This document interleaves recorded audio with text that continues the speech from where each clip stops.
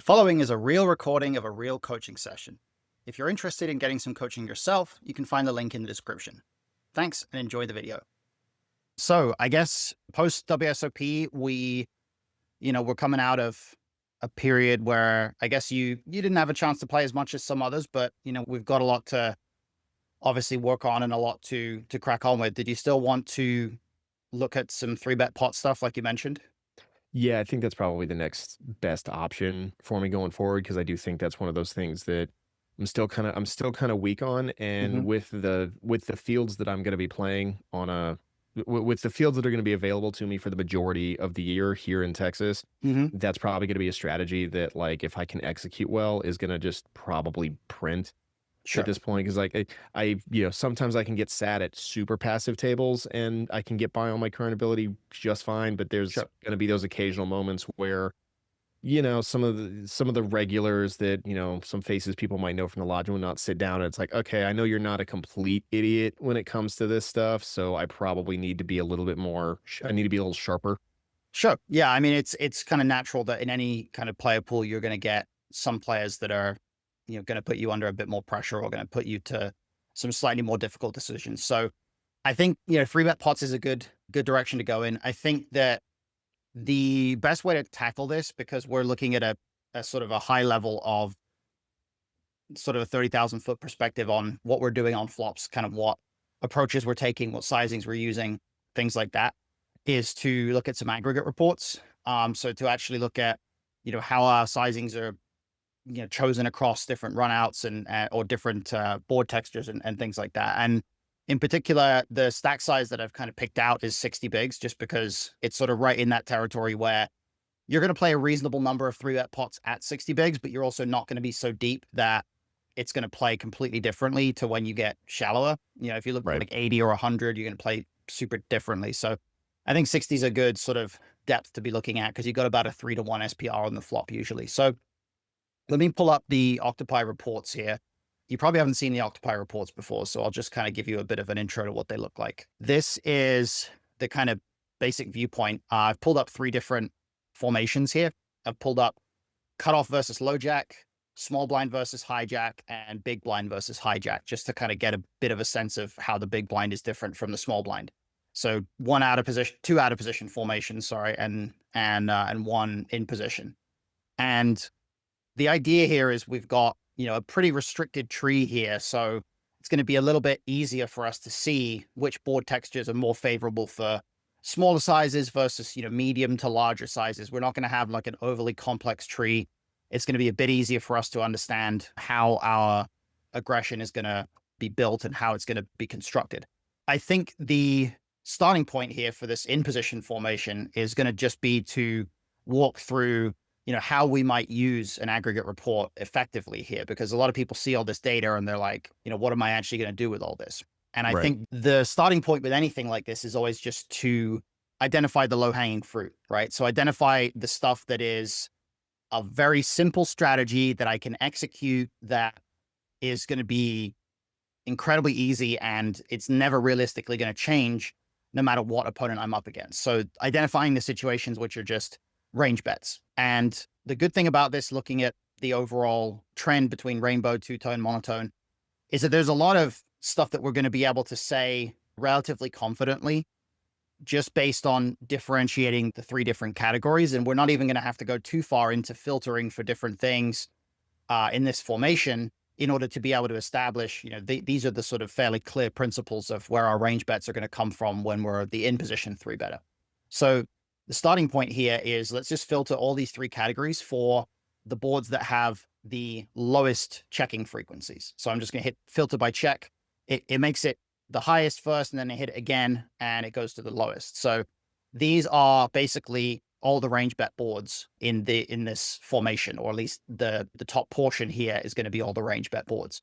And as you can see, the rainbow boards are pretty heavily dominating, a lot of the range bets here, right? We go all the way down to halfway through the range bet boards.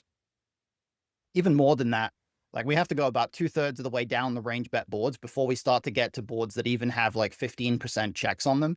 And Oh, sorry, the rainbow boards, not the range bet boards. And then, once we start to get to like 25% check, we're actually not that far down. We're pretty far down the whole list.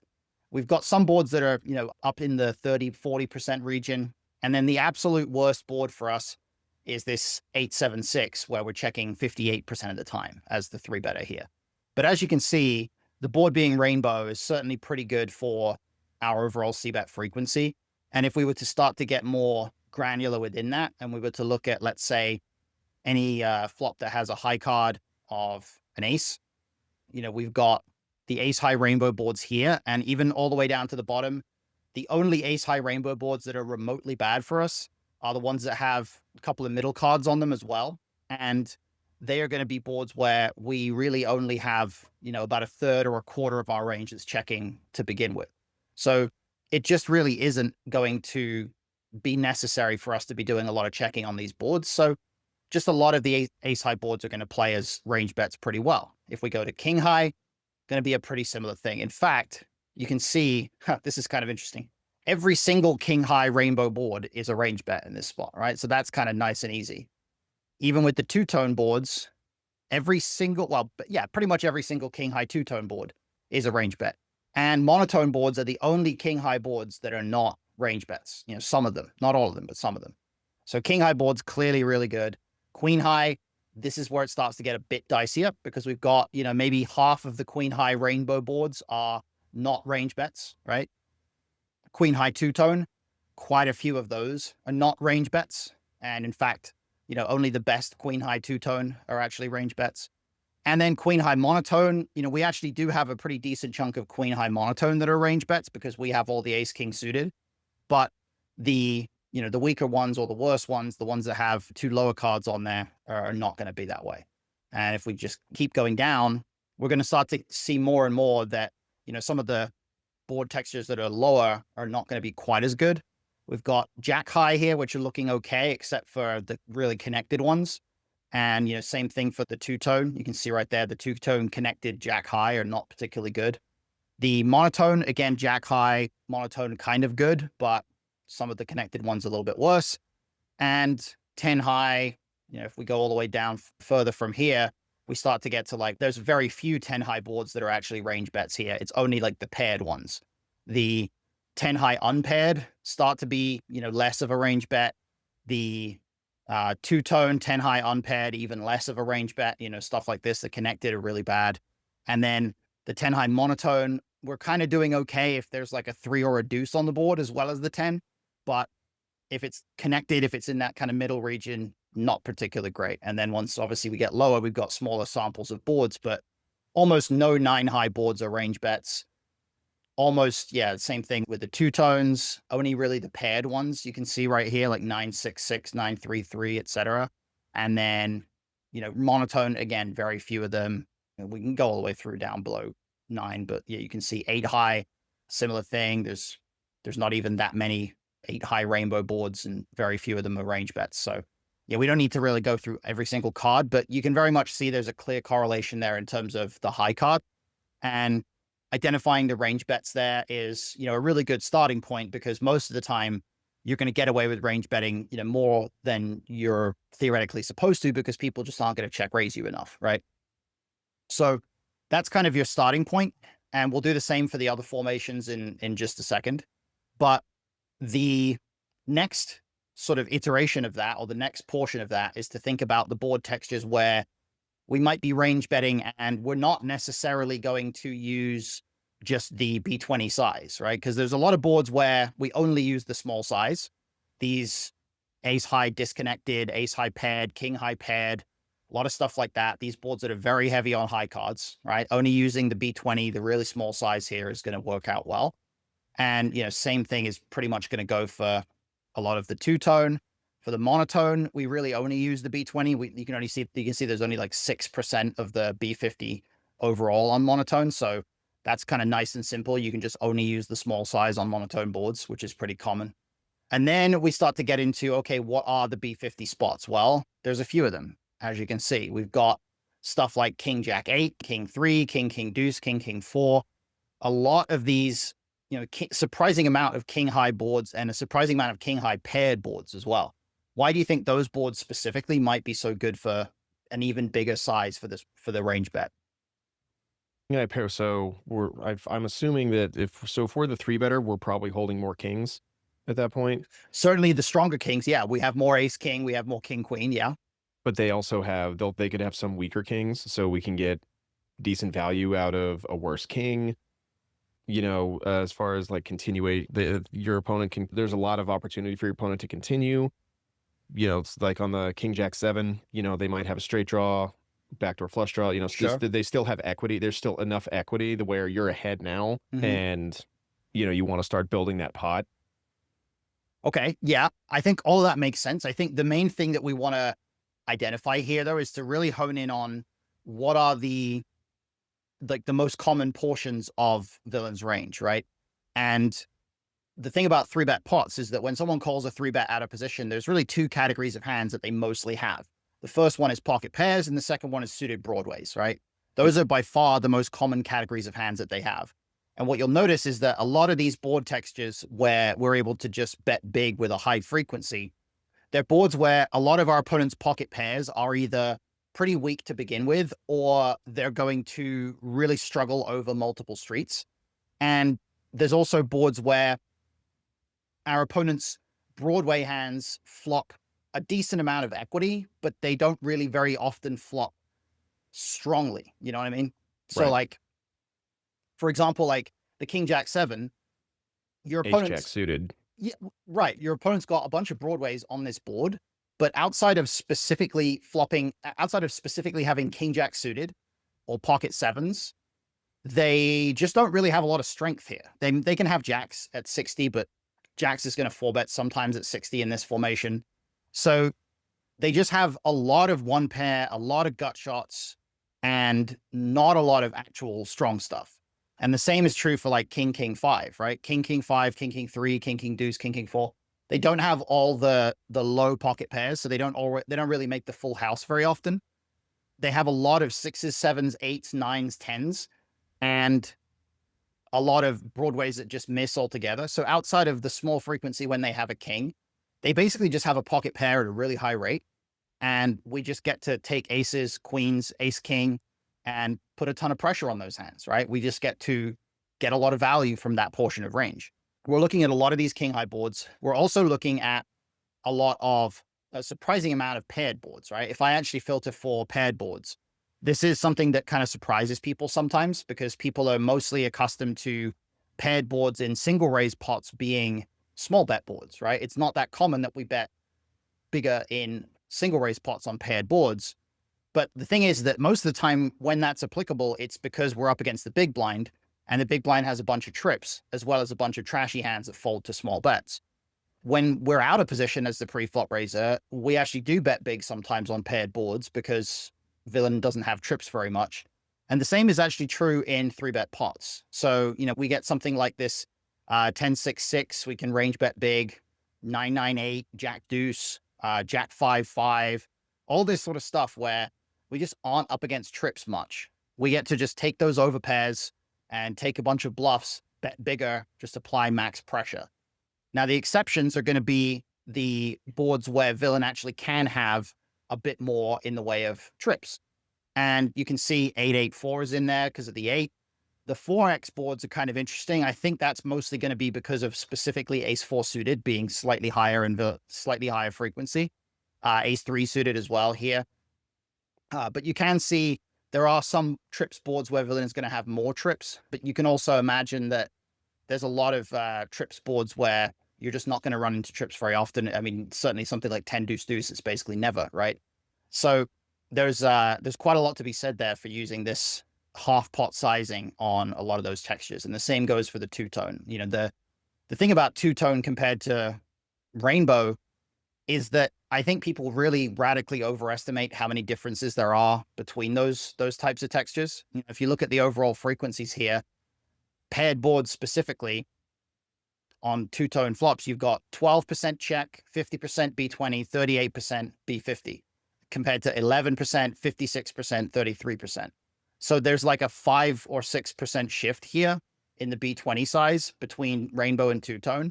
But other than that, it's the same, right? It's not a drastically different strategy at all. Certainly not compared to monotone, where we were basically, if you look at the big picture here, monotone, we're just like never using the B50 almost. And again, if you compare across all flops between rainbow and two-tone, 16, 19, 41, 42, 44, 39, right? Slight shift, but not really a big change. So we're much more focused on high card, and the exception is monotone boards. But this is a pretty consistent thing for 3-bet pots. So that's going to be the framework here. We're going to have sort of a very small size, this B20, and then we're going to have a kind of medium-ish size. And some of the boards that are splitting between both, like you're going to see situations where, like, actually, let's just do this. You're going to see spots where maybe we've got, I wish I could filter for spots where both sizes are used, but like this king, queen, 3, right?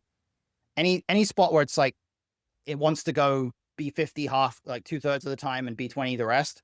What you can do here is you can kind of take the average of both of these. So you can, if it was 50-50, you'd go right in the middle of B20 and B50. So you'd go B35.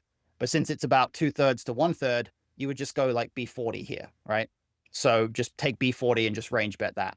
And, if it was the other way, if it was like 2/3 B20, 1/3 B50, you would go B30, something like that. So you can really just kind of split the difference there quite a bit with some of these two sizing spots.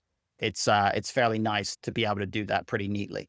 So overall here, this formation is probably not going to be as tricky as some. And a lot of these in position 3-bet pot formations are going to have a lot in common with each other. They're not going to play drastically differently. If we were to look at something like button versus low jack, or button versus high jack, even something like low jack versus under the gun, that's not going to play massively differently, because the ranges that actually get to the flop are going to be fairly similar.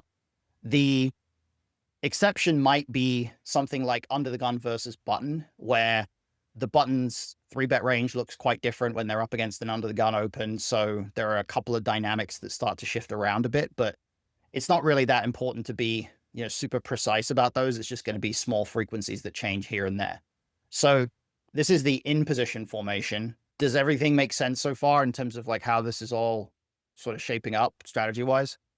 Yeah, for sure. I definitely, and this is actually kind of like where I've sort of defaulted from a range bet perspective. Like I tend to do a lot of, okay, it's either bet small, bet medium on most boards in position.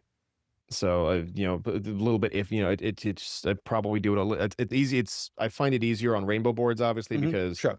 cool. I don't really have to think about the flush draw yet. I don't I'm really only looking at, okay, sets, and I'm looking at sets and straights. Sure. Where does that fall? So I probably still mess up some of the two-tone, and, the monotone flops are, yeah, it's always B20, because you're not getting better to fold often, because any suit in anyone, if they got one suit of it, they're going to see another street. So Yeah. Well, try not to think about it too much in terms of we're not getting better to fold often, because that implies that we know our hand, right? When we're looking from a range perspective, we don't know our hand. So right. from a range perspective, it's all about what decisions our opponent is faced with. And the bigger we bet, in most cases, on monotone flops, the bigger we bet, the easier their decisions get, because it becomes more and more straightforward for them to just fold everything that doesn't have a flush draw, or, a top pair or something like that. So this is why we bet small in these spots. In particular, on a lot of these boards, what we're doing is we're putting pressure on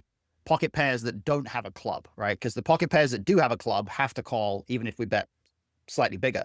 But on king, queen, deuce, for example, when we B20, pocket jacks with no club is like, oh, I wish I wasn't facing this bet. You know what I mean? So that's, a good example of that hand kind of being indifferent there.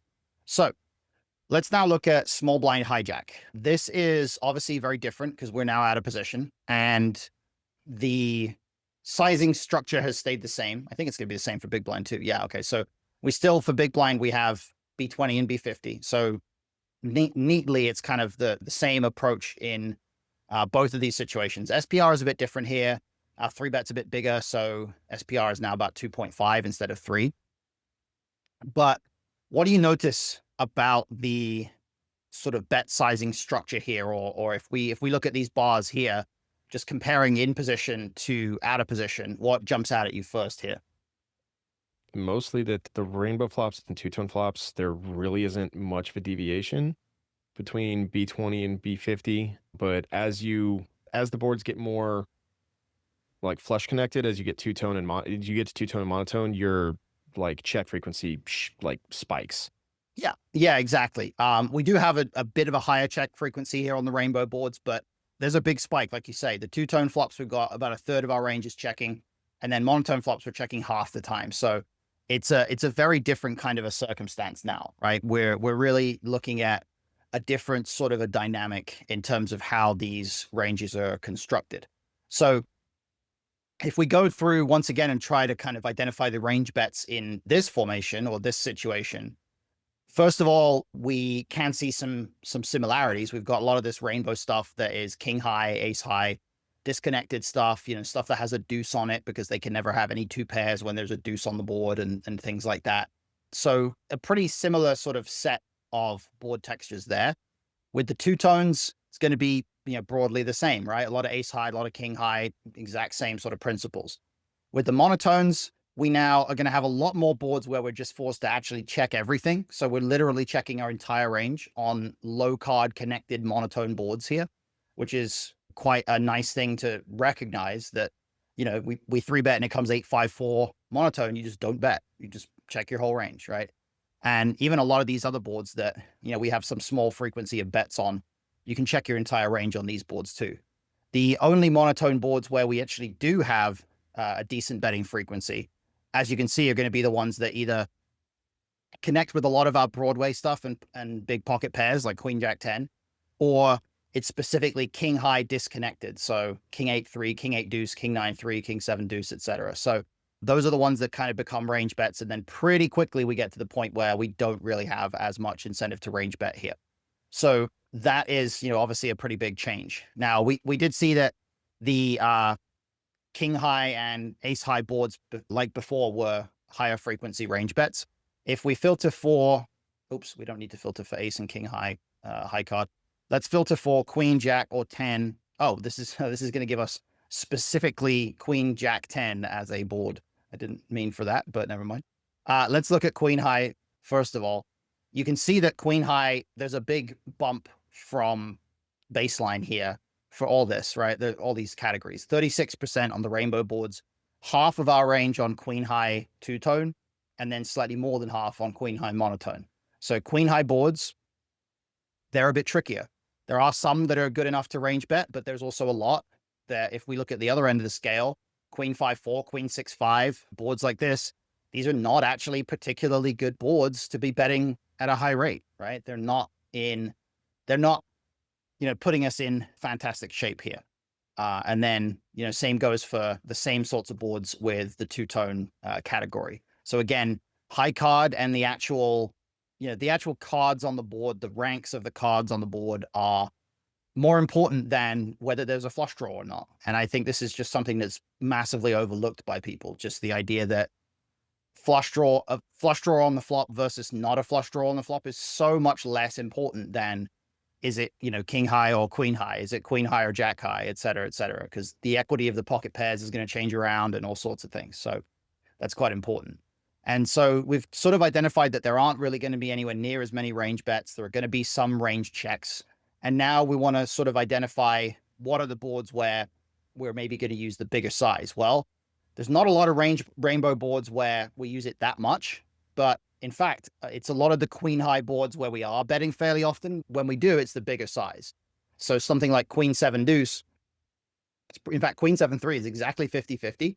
It's, half the time we check and half the time we bet half pot, which is a very neat sort of strategy that doesn't come up very often, but it is pretty effective on these boards because we're betting with a range that's going to put some pressure on pocket pairs, put some pressure on the good ace highs, but we're also checking and we have the ability to not be forced to play bigger pots with, a lot of those 9s, 10s, jacks that are in our range and some of the ace highs and things like that. If we look at the two-tone, it's going to be pretty much a similar thing. A lot of those queen high boards coming into play. And if we look at monotone, there is actually a little bit of monotone here that is using the B50 size from out of position. And it is, once again, the queen high boards. So It's kind of an interesting dynamic that the monotone boards do play a little differently, but it's all really to do with the fact that when we are the out of position three better and they're flatting from in position, they do actually have a little bit of offsuit stuff that flats the three bet. Like they have king queen off now and ace queen off when they didn't have it before, when they were the out of position player. And, stuff like that starts to affect things a little bit.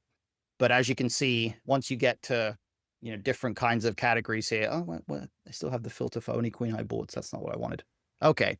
This is a bit more realistic. I don't know why. I was wondering why it was throwing up so many queen high boards. It's because I still had the filter turned on. Never mind. We've got a lot of king high boards here, actually, that are pure B50. So that makes a lot more sense here. We've got a lot of king high boards that are just liking that B50 size for the same reasons we identified before. And then we start to get down to some of the jack high as well. It's pretty good for that size. So same sort of principles, because we're not going to be up against massively different ranges here. We're still going to be up against a range that includes a lot of pocket pairs and suited broadways, right? So we're still going to be up against a range that is pretty robust in that way, but also contains a lot of that middle strength stuff. But the monotone boards that actually do feature more of the B50 here, it's a lot of the ones where, because the board is triple Broadway like this, actually, let me throw it to you, see if we can figure it out. What's the significance here of the board being something like a triple Broadway? Why is it that triple Broadway monotone is a board where we actually can bet a bit bigger? Probably because for us to three bet out of position, we're doing a lot of that with our suited broadways. So we probably have the range advantage. It is largely a product of that, but it's actually something even simpler than that. It's just that when there's three Broadway cards on the board, it's very difficult for anybody to have a flush now, right? Because three of the Broadway cards are gone, and most of the suited hands in both players' ranges include at least one Broadway card. So especially ace, queen, jack, something like this, if you king 10 for the royal flushes in there for both players, king 9, maybe king 8 suited, maybe a couple of other suited kings that we three bet, maybe a few suited connectors here and there, but you're talking like fractions of, various kind of different combos, but you're not really talking a lot of flushes, right? Compare that to a low card monotone board. If we look at one of the monotone boards where we're not betting as much, obviously not only on 8-5-4 do we have to worry about straights and sets, we also have to worry about a much greater frequency of flushes for our opponent because they have all the suited broadways and a quarter of those flop a flush. So that's a big differentiator here between these low card monotones and the high card ones. So that's why you're seeing some of the high card monotone actually being range bet for B50. It's because when it's ace, king, queen, it's almost like there's no flushes possible anymore because there's so few two club hands left in anybody's range, right? It's going to be, maybe there's a one club flush available on the turn, but there's not a lot of two club flushes out there. So that's kind of why that's the way it is. Now, one other factor that's quite relevant here is connectedness in terms of straights.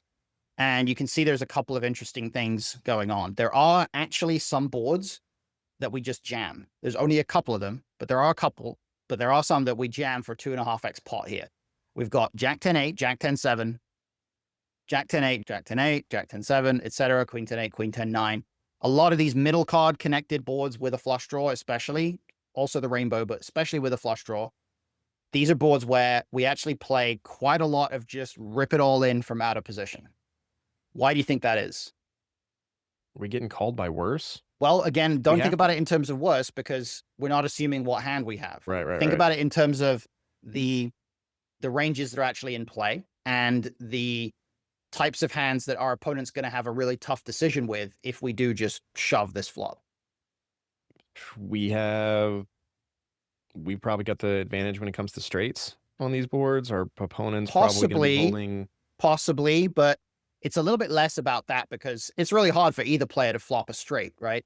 It's actually much more about the fact that if we have something like aces, kings, first of all, those hands are very vulnerable on this board, right? They're pretty good right now, but they're going to get a lot worse pretty quickly on a lot of runouts. And the second thing is, think of how much stuff our opponent has that has like pair plus gutter, right? Or pair plus open ender. They have queen jack, queen 10, they have 10-9, they have 8-9, they have king queen that has 2 overs plus an open ender, they have ace queen, They have all sorts of stuff that's like medium equity here, and they don't have a lot of stuff that's high equity.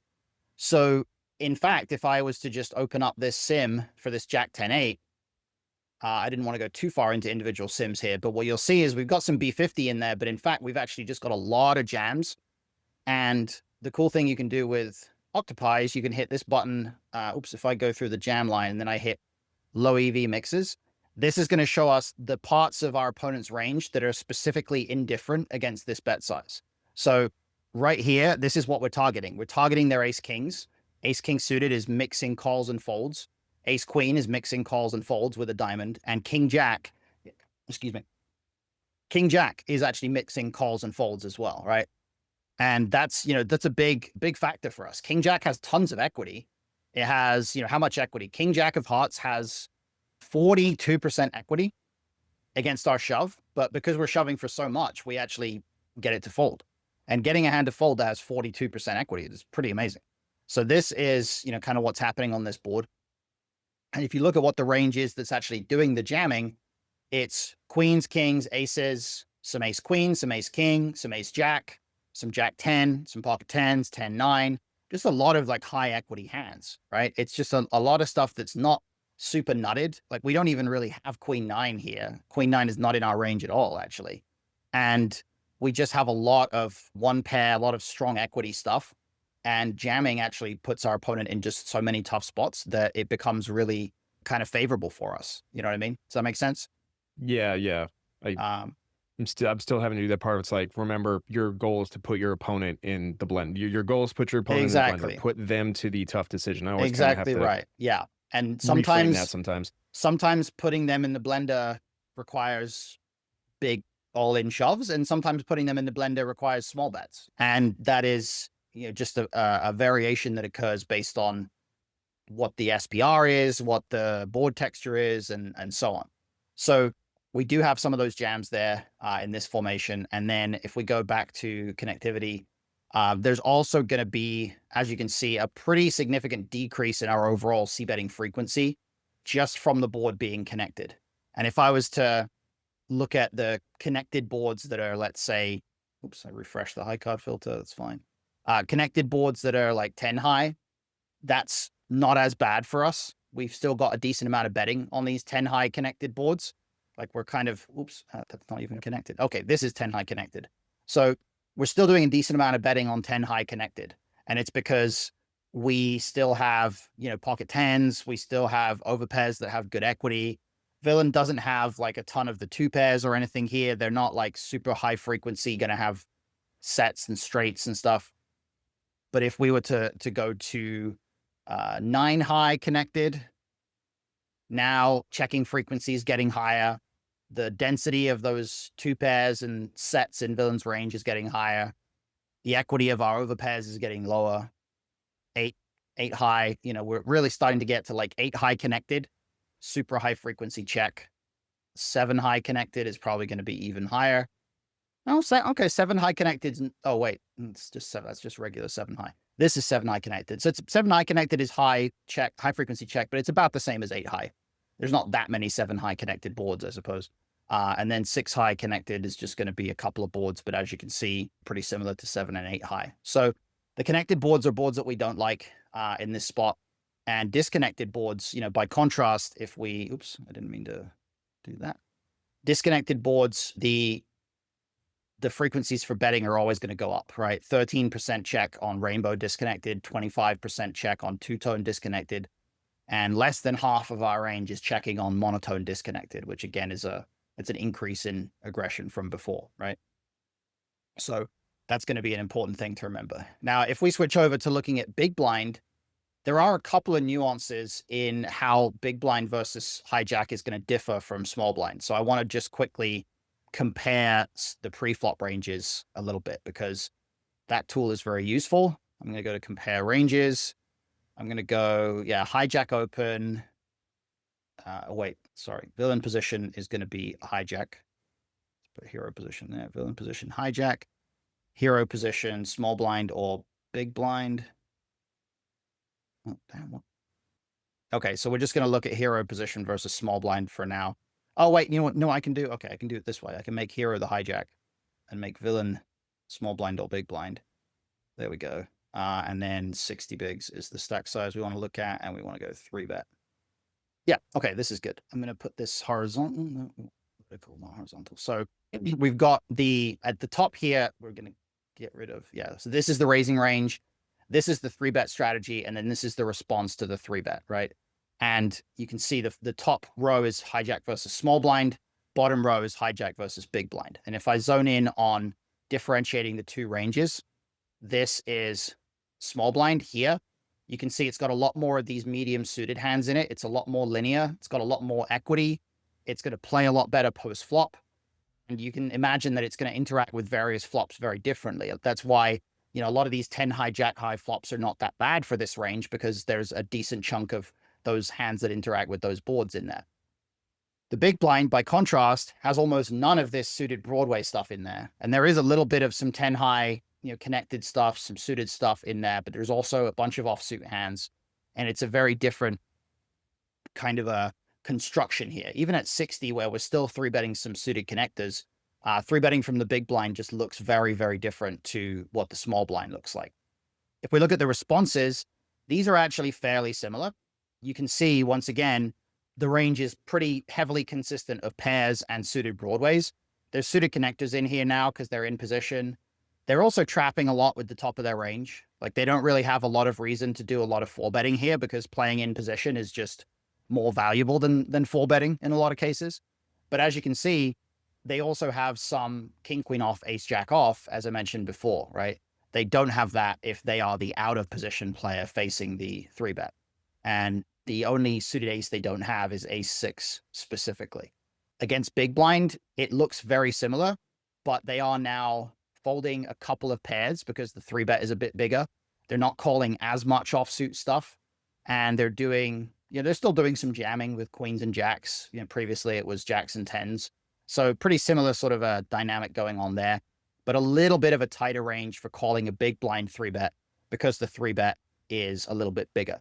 So some slight changes in the dynamics, and there's going to be a little bit of a change in some of the flop interactions as a result. So if we look here at big blind versus hijack, again, SPR is now even shallower because of the 3-bet being bigger from the big blind.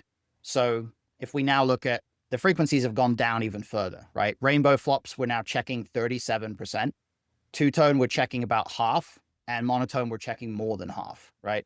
So again, we've gone from in position where our aggression was really high. It was 70, 80% on any board, and then, or across all boards rather. And then out of position from small blind, we're a little bit less aggressive, but we're still doing okay. And then out of position from big blind, we're less aggressive than that even. We're less aggressive from big blind than we are from the small. And there's another kind of major factor here that's present across all these textures that's different from when we were in the small blind. There's one like really big thing that's changed that I want to see if it jumps out at you, because it certainly jumped out at me pretty quickly related to the bet sizes. Can you see anything that I might be talking about here across all textures? You basically have no B20. That's exactly it. Yeah. The B20 goes way down, right? The B20 is much less of a thing in these spots. Can you think of why that might be? Probably because it's like, yeah, so you basically it lines up that you're either checking or you're betting big. Probably because we're so wide that we're pushed into kind of a polar range at this point.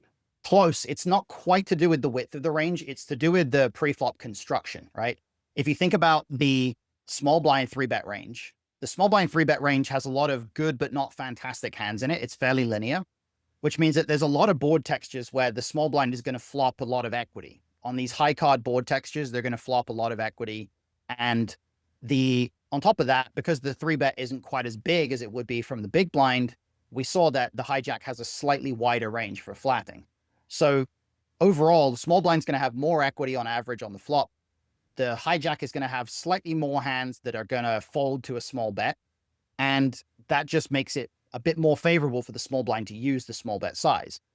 But when we 3-bet from the big blind, number one, we don't really have much of this suited Broadway stuff, high equity stuff that flops really well. We have a lot more in the way of stuff that flops really badly or, strong value, right? So we have a much more polar 3-bet range to begin with, which means that we're going to be more likely to get to the flop and either flop pretty good equity in the form of like a strong top pair with an ace or a king, or we're going to flop a lot worse equity, right? We're going to flop kind of bad equity. And on top of that, the hijack has a tighter range for calling the 3-bet. So when you add the fact that we're going to flop a more polar distribution of equity on the flop, and the small blind is, the hijack is going to have a tighter range as well, it leads to a lot fewer spots where we can just range bet small and they have to fold a lot, right? It's a lot of spots now where we either check or bet bigger, and that's the only way that we can really apply pressure to, some portions of their range. If we look at the few small bet boards that do exist in the big blind formation, it is pretty much the same ones. It's kind of the usual suspects here. It's like the disconnected ace high stuff, because we have so much ace and king X in our range still. But there's a big difference when it comes to anything that is not ace high, right? If we start to go further down to the board textures that are not using the B20 very much, we go all the way down here. Like you get to some stuff like, Queen 9-6, we're barely using it at all. Queen Jack 7, we're not really using it. We're not even really using it on King 8-3, even though it's a good board for us. It's just because there's very few hands that the small blind has, the hijack has, that have a tough spot there. So there's just a lot of situations where that B20 is no longer really particularly functional because we're out of position and we have a pretty polar pre-flop range. So we just don't have too many situations where that size actually helps us that much, right? Now, the exception, of course, is that we still use it a little bit on monotone boards, but even then, it's really only the king high and some of the disconnected low boards. The reason being that because we have a polar pre-flop range, we don't have that many suited hands in our range, right? We don't have very many hands that flop flushes on these boards, which is how we end up checking more than half the time, right? So we do use the small size more than the B50 here, but even that, we're just not using it that much. So there's a definite change in the dynamic here from 3-betting from the small blind to 3-betting in the big blind. And there's obviously going to be boards that are really bad for us as well. If we go through each category and look at the range check boards or the high frequency check boards, again, queen high is quite bad for us, right? Queen high is not particularly good. And 8 high, connected rainbow or connected two-tone stuff, that's not going to be good either.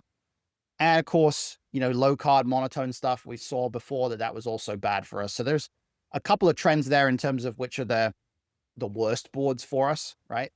But there still is a shift in how we're constructing and how we're using our different sizes.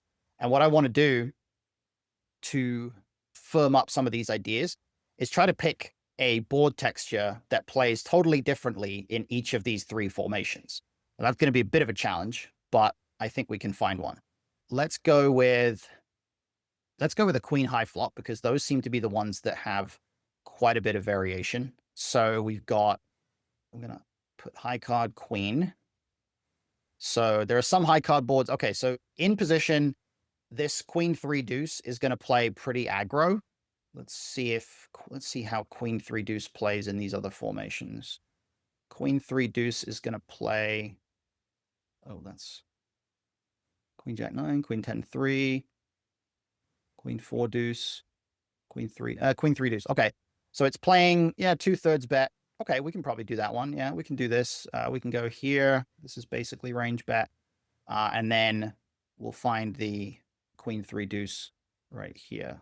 High card filter, queen 3. Okay, there we go. Yeah, so now, okay, the big blind formation, it's a lot more passive, so that's fine.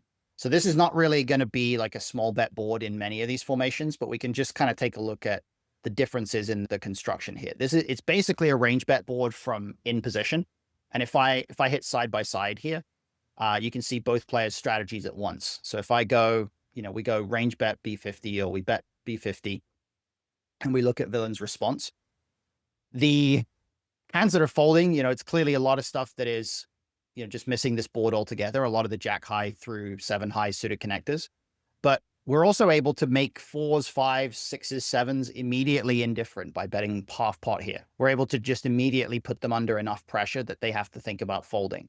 And that's obviously really valuable, right? Taking a hand that has a pair and being able to get it to fold like a decent chunk of the time, that's pretty good. That's a really good outcome for the B50 here.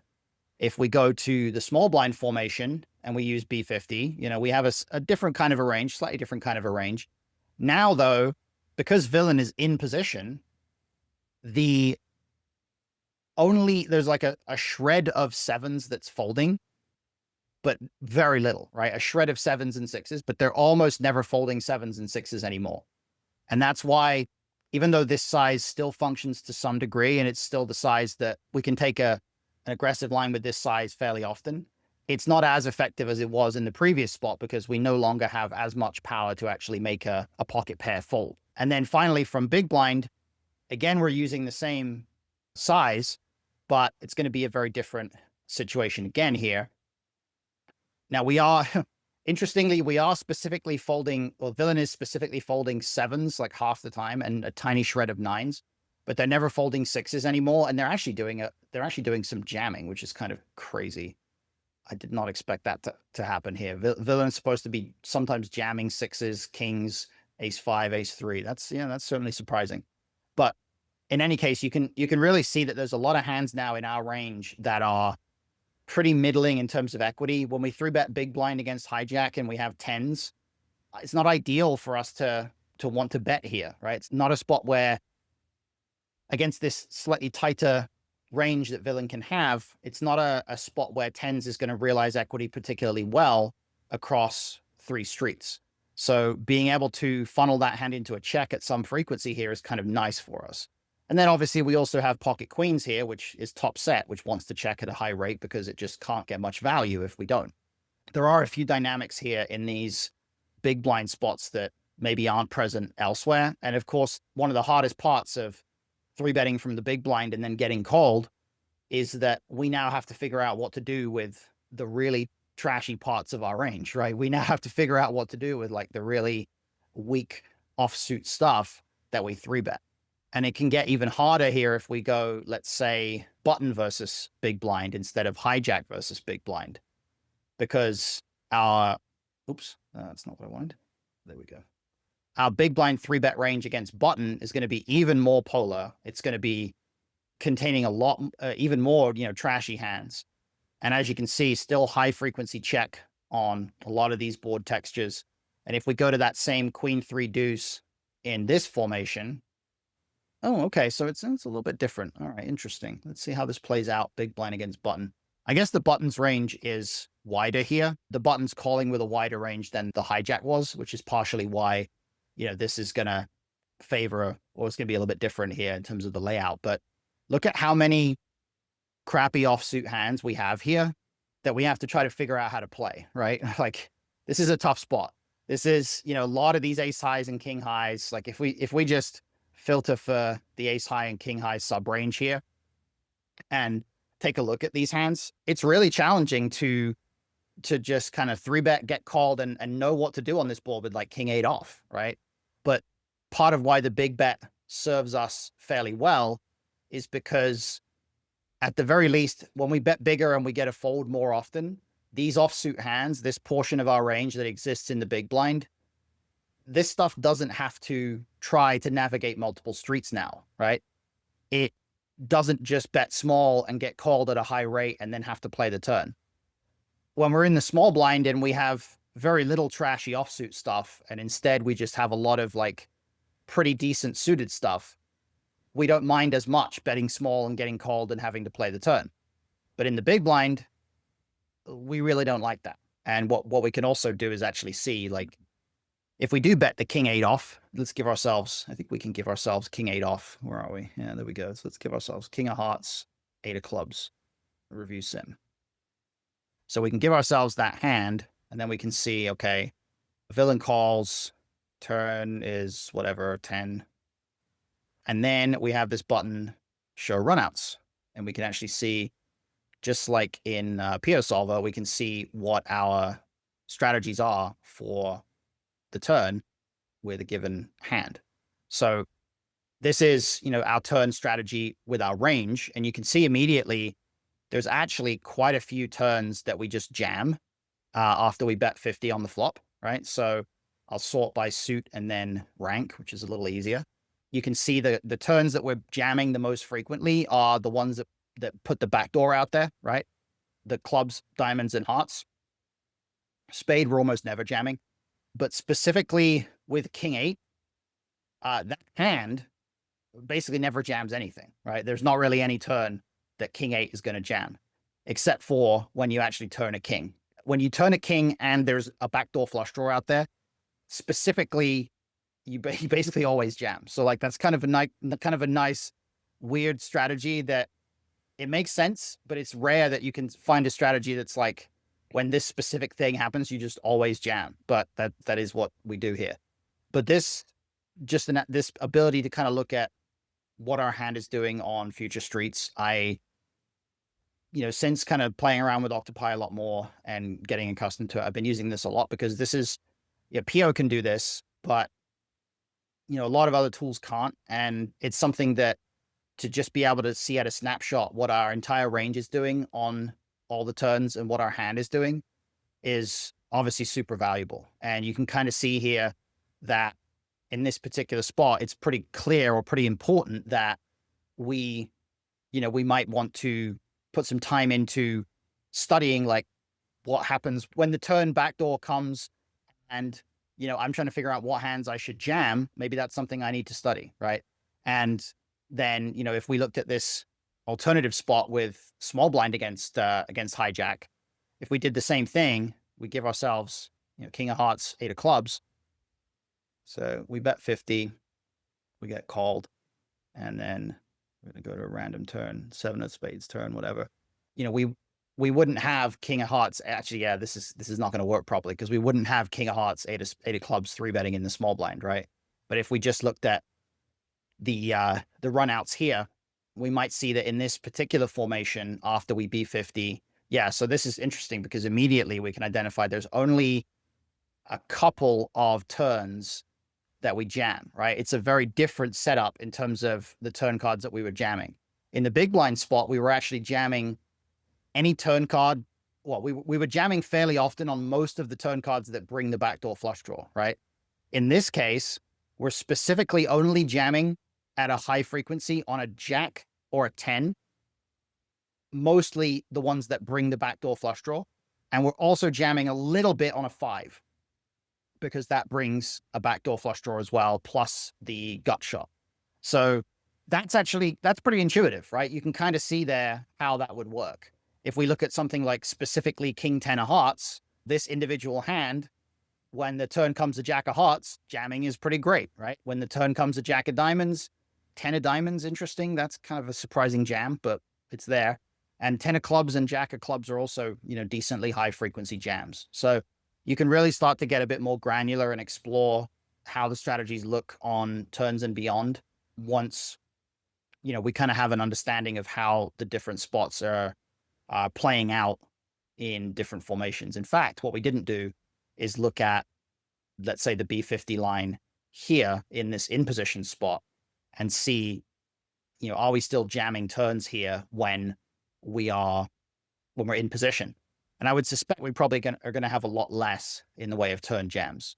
If we go check and then we got to click show runouts at the right node, I would imagine, yeah, we don't really have any turn jams, right? There's a tiny frequency on some 10x, but the SPR is higher and we have position. So we have a lot less need to just rip it in on the turn. So immediately you start to get a sense of the fact that when we're out of position in a 3-bet pot, the idea of betting big on the flop to jam the turn is very much a thing, right? That's very much a strategy that we can and should take at, some sort of a frequency. But from in position, it doesn't really happen anywhere near as much. And you can see that the turns that we are jamming, the turns that we're putting money in with something like King 10 of hearts here, it gets a little bit clearer in terms of when we turn a backdoor people are very accustomed to like turning the back door and then betting, but in this particular case, we really don't want to get check jammed on. So if the turn is a heart, we actually mostly check, and it's like a spade, diamond, or club where we just blast off with king 10 of hearts, right? So you can really start to get a clear sense from stuff like this, whatever tool you're using, of just how the multi-street approach to these spots is kind of formulated. And a lot of it just comes down to understanding the nature of the pre-flop ranges and how they kind of interact with each other, and how that influences the sizing choices that we're making across multiple streets.